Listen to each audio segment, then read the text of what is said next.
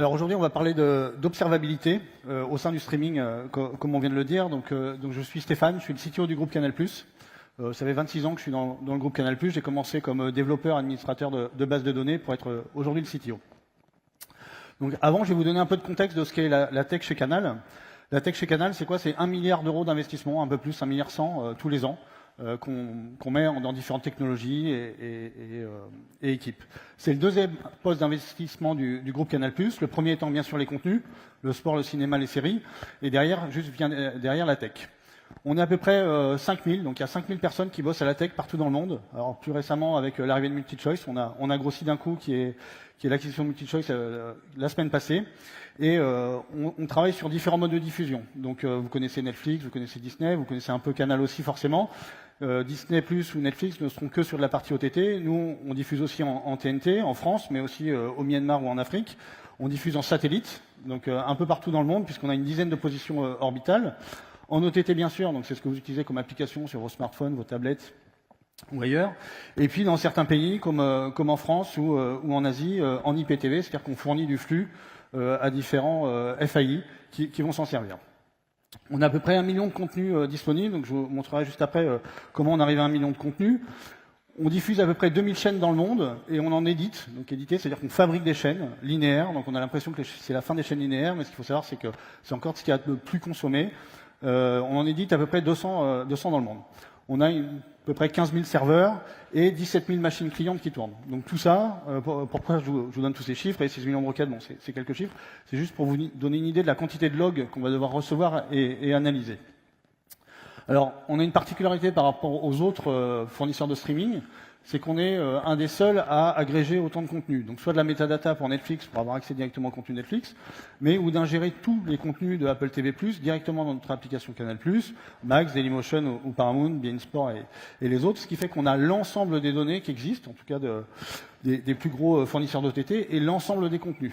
Donc avec une exigence assez particulière de tous ces à la fois partenaires et concurrents, puisqu'ils sont les deux, pour être sûr que tout fonctionne.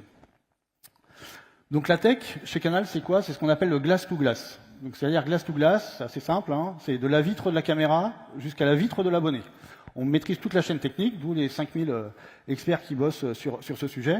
Et pourquoi on veut une expertise glass to glass? C'est parce qu'on est capable de faire une captation dans un format donné, sur un stade, en Formule 1 ou ailleurs, et de l'emmener jusqu'au périphérique de l'abonné, jusqu'au device. Et donc on va devoir avoir toute cette chaîne de traitement, donc avec des centaines, voire des milliers de serveurs, des milliers de process qui vont interagir pour que ça fonctionne. Donc c'est comme ça qu'on arrive à 1 million de contenus, c'est comme ça qu'on arrive à avoir 2 chaînes live en 24/7 en 4K HDR, en VOD, et 50 000 heures à peu près de live, ce qui nous permet d'avoir vraiment toute cette chaîne technique. Donc aujourd'hui on va prendre un cas concret, qui est le streaming. Donc bien sûr, on monitore l'ensemble de nos services, mais aujourd'hui, on va regarder le streaming international. Ça veut dire quoi, le streaming international?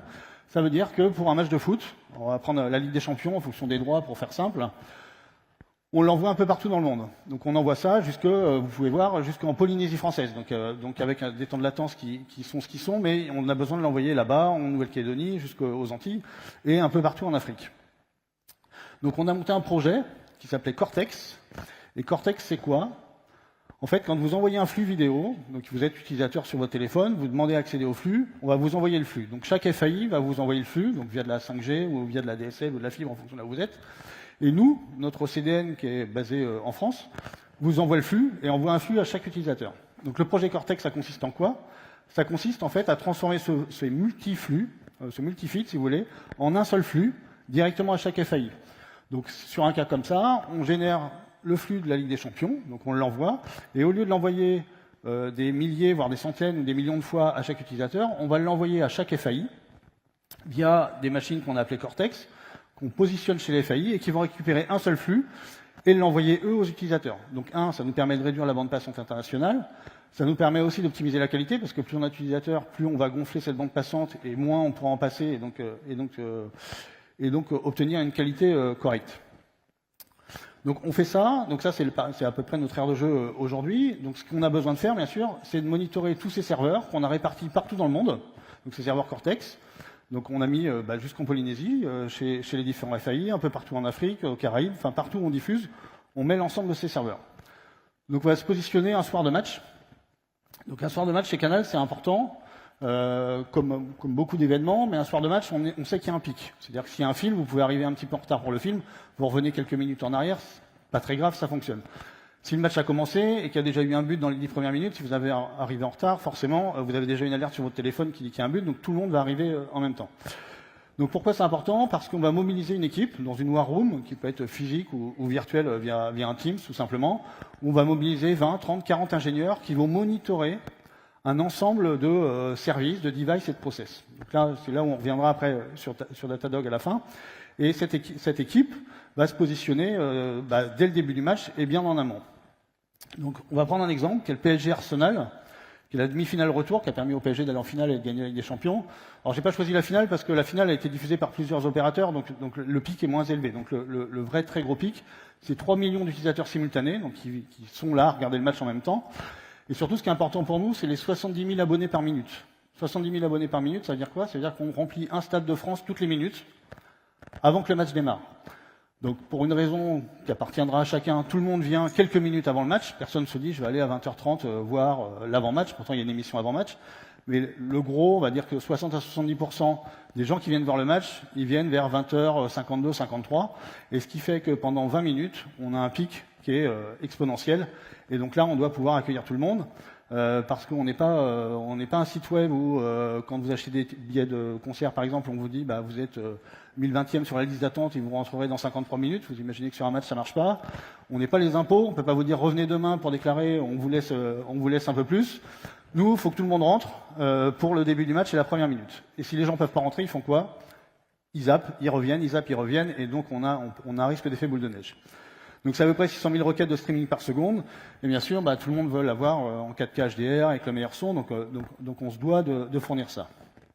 Donc ce qu'on va faire, c'est qu'on va rentrer sur le match, donc sur l'application Canal+. Donc là, on se met côté utilisateur. On va lancer le match. Voilà, donc vous êtes sur le match. Alors tout ça est fictif. Il y a quelques années, on a pu avoir le problème, mais là, on ne l'a plus et on espère qu'il n'arrivera plus. Et donc, il y a une erreur sur le match. Donc ça, c'est vu d'un côté de l'écran. C'est-à-dire que vous êtes devant votre match, il y a une erreur qui apparaît. Alors pour les plus anciens comme moi, quand il y avait une erreur comme ça, on allait voir dans les différentes bibliothèques qu'on avait ou dans les bases de données à quoi correspondait l'erreur. De l'erreur, on déterminait le service. Du service, on trouvait le serveur. Du serveur, on se connectait. Puis après, on allait voir dans les logs ce qui se passait. Alors grâce à Datadog, ce qui se passe... Hop. Ça marche? Non, ça ne marche plus. On va y arriver. Voilà. Voilà, ce qui se passe, c'est qu'au moment où il y a l'erreur qui apparaît, en réalité, les personnes qui monitorent, comme je vous rappelle, il y a une war room avec des ingénieurs ou des développeurs qui monitorent ce qui se passe, il y a un pic qui apparaît d'un coup. Et en cliquant sur ce pic, automatiquement, les logs apparaissent. Et plus que les logs apparaissent, on se retrouve exactement à l'endroit où il y a l'erreur. Alors les logs ne sont pas des logs natifs, ils passent par un parseur Grok qui nous permet quand même de les rendre un peu plus lisibles. Mais ce qui veut dire qu'instantanément, on sait exactement ce qui se passe. Donc là, on s'est positionné dans un cas assez concret, qu'il y a une erreur à l'antenne, donc on va voir les logs.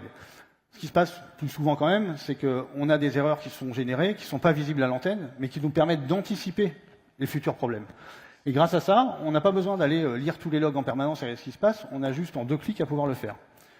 Et comme malheureusement les erreurs se répètent souvent, on a la partie moniteur qui nous permet de gérer l'ensemble des erreurs et les affecter ou à des équipes ou à des personnes directement.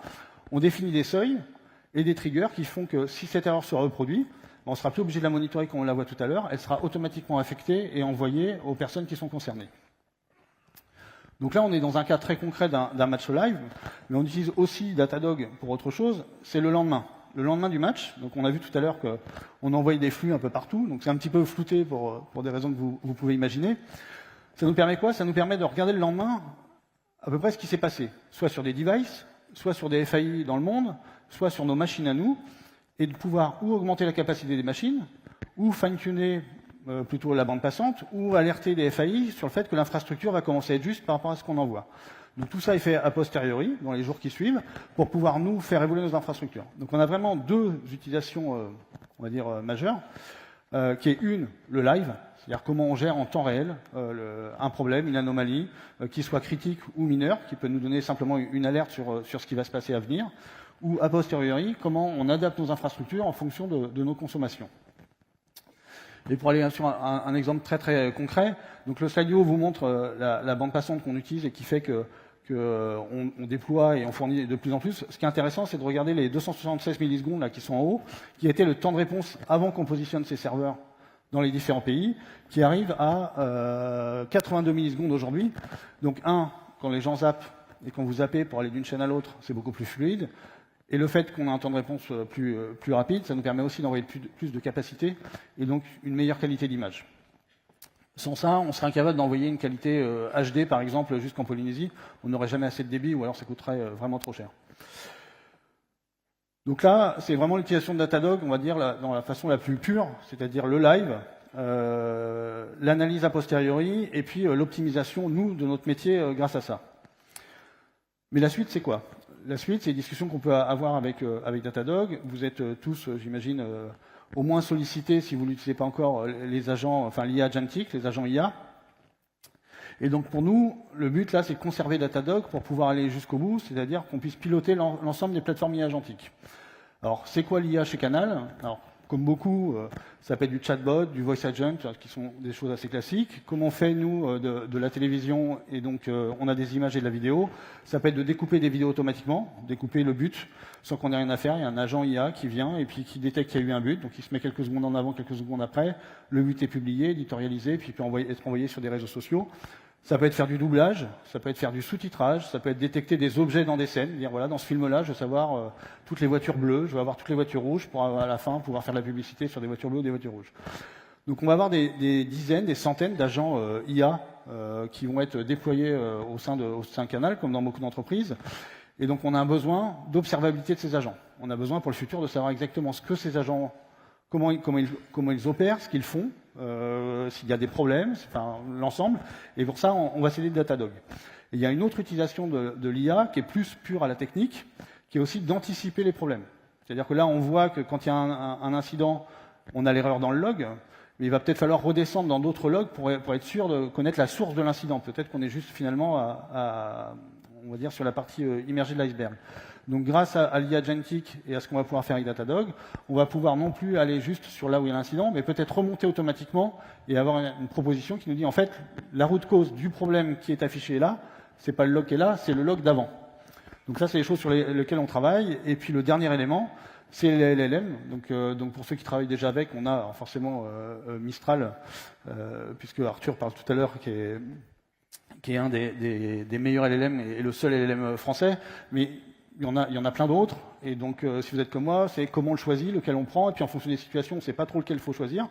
Puis en début d'année, le LLM qui est fourni par Google va être mieux que celui de Mistral, et puis en fin d'année, c'est celui d'OpenAI, et en fait, il va falloir challenger et benchmarker ces LLM, et avec Datadog, on va pouvoir le faire assez facilement, et qui nous permettront de choisir le meilleur LLM pour le meilleur process ou le meilleur contenu.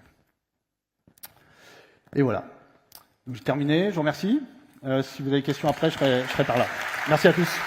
Au revoir.